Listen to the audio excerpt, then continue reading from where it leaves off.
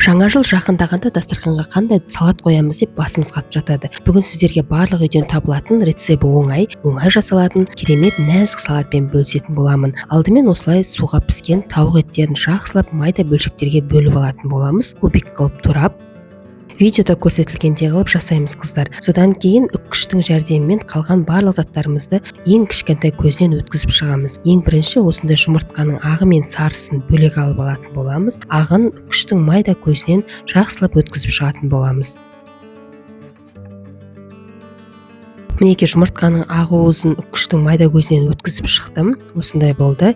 Енді келесі кезекте жұмыртқаның сары уызын да өткізіп алатын боламыз. Мінеке, содан соң картопты үккіштің майда көзінен өткізіп аламыз, сырды да өткізіп аламыз. Мінеке, барлық ингредиенттер осы. Бізде барлық кез келген үйден табылатын заттар. Және мен арнайы формасы болмаған қыздарға арнайы осы қаймақтың шелегін астын кесіп форма қылып алатын боламыз. Ең астыңғы қабатына тауықтың піскен етін салып аламыз. Жақсылап нығыздап, үстіне майонезді жағып, одан кейін картоп салатын боламыз.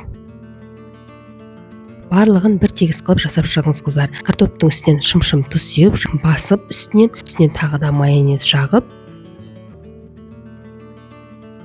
майонез жағып болғаннан кейін жұмыртқаның сары уызын салатын боламыз. Сары уызынан кейін тағы да әдеттегі майонезден кейін жұмыртқаның уызын салатын боламыз. Өте нәзік керемет салаттардың бірі. Қыздар, бұл оңай жасалынады, үйдегі бар заттармен, және формасы өте керемет болады.